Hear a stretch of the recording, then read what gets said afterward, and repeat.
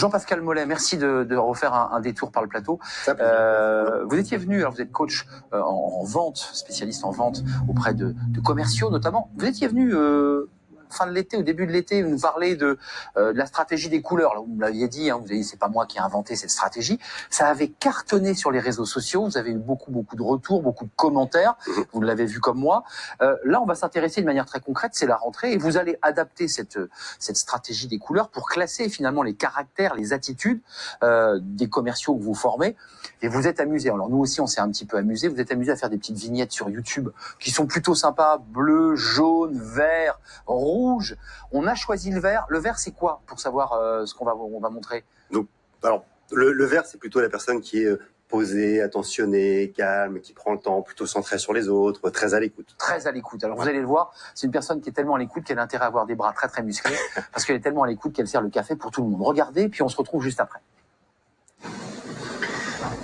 Dis-moi Catherine, comment elle va ta fille? Ça va mieux? Oui. Tu sais que tu peux compter sur moi, hein. S'il y a quoi que ce soit, tu me demandes. Voilà, fais-lui un petit bisou de ma part.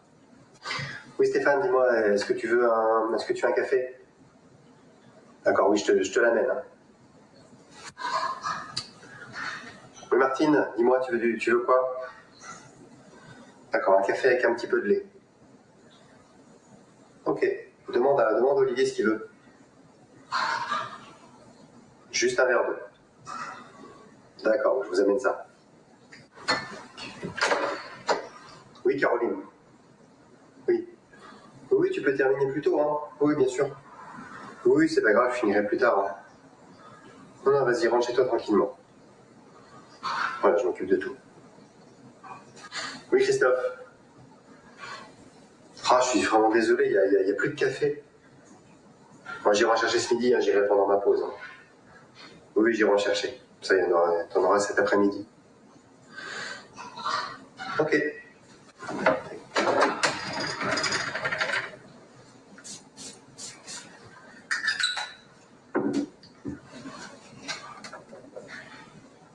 J'arrive.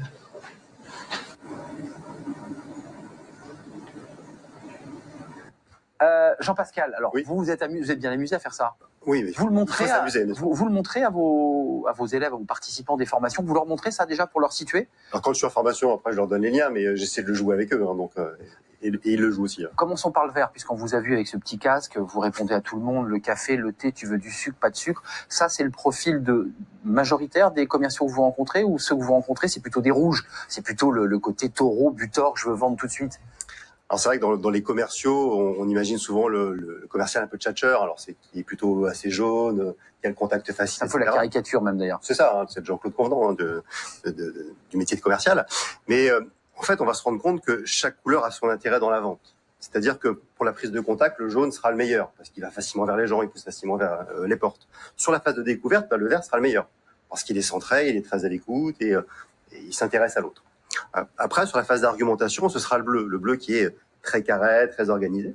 Et puis, pour conclure et pour faire signer le client. Dans votre vidéo, le bleu, il nettoie la table, hein. Enfin, il nettoie. C'est ça, il fait attention à tout. Très gaffe. Hein. Voilà. Ouais. C'est lui qu'il faut nommer pour le suivi Covid. Pour ceux qui nous regardent et les formations que vous donnez aux commerciaux, ou pour ceux qui veulent le devenir, qui disent, tiens, c'est pour cette rentrée, je me jette, je deviens commercial.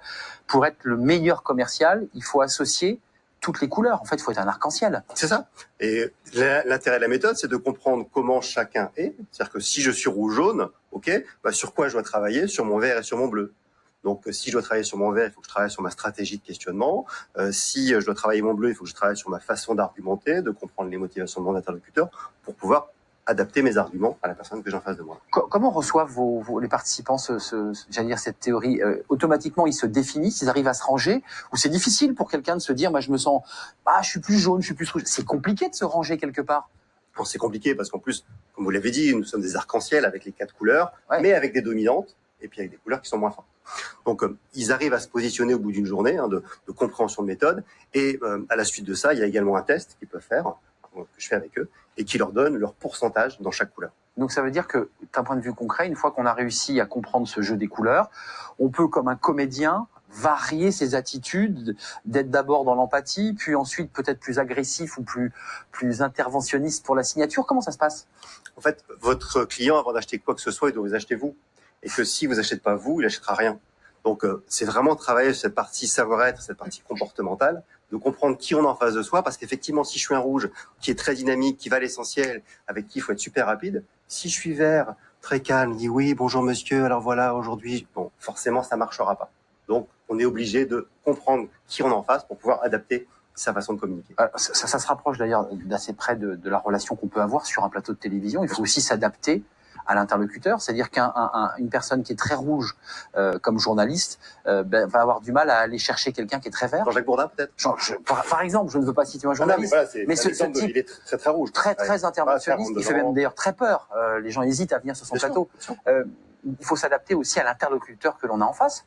Évidemment, ça marche dans tout, ça marche dans le commercial, mais ça marche aussi dans le management. Moi, je forme les managers à se dire, tiens, qui j'ai dans mon équipe, sur qui je peux compter. Si je dois mettre en place un process Covid, il vaut mieux le mettre en place avec un bleu qu'avec un jaune. Voilà, parce que le jaune, il fera des masques, mais pour se déguiser à Halloween, en fait. Pour s'amuser, alors que le bleu le mettra méticuleusement sans mettre la main sur le masque. Puis il expliquera à tout le monde. Concrètement, le délai que vous donnez pour orienter, les accompagner, c'est quoi le délai pour un individu qui passe entre vos mains et vous lui dites, voilà, on part de cet endroit, on va aller jusque là et je vais te faire évoluer. C'est quoi la durée?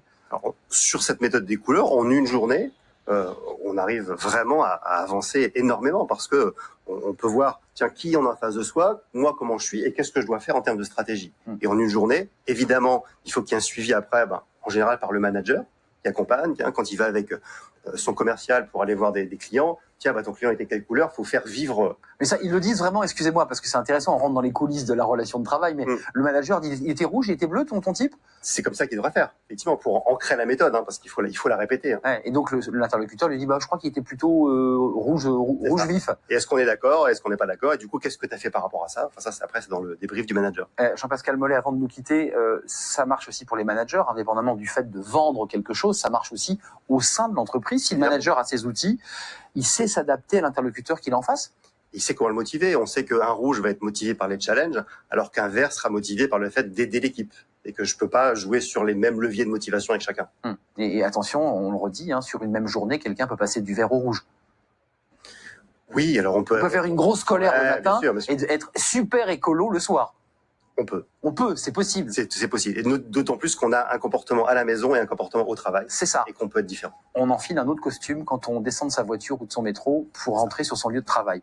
Vous reviendrez, Jean-Pascal Mollet? Avec grand plaisir. Vous allez, j'imagine, avoir beaucoup de réactions sur les réseaux sociaux, LinkedIn, entre autres. Et puis, si vous voulez découvrir vos vidéos, il y en a 4 sur l'ensemble des couleurs. Et évidemment, vous changez très nettement d'attitude. Ce sont des caricatures. Ce sont des caricatures, mais qui racontent bien, évidemment, la réalité de ces couleurs. Merci d'être venu. Vous êtes coach de vente conseil et vous reviendrez quand vous le voulez d'ailleurs. Avec grand plaisir. Le plateau vous est ouvert. Merci. Tout de suite, c'est Working Progress avec Welcome to the Jungle.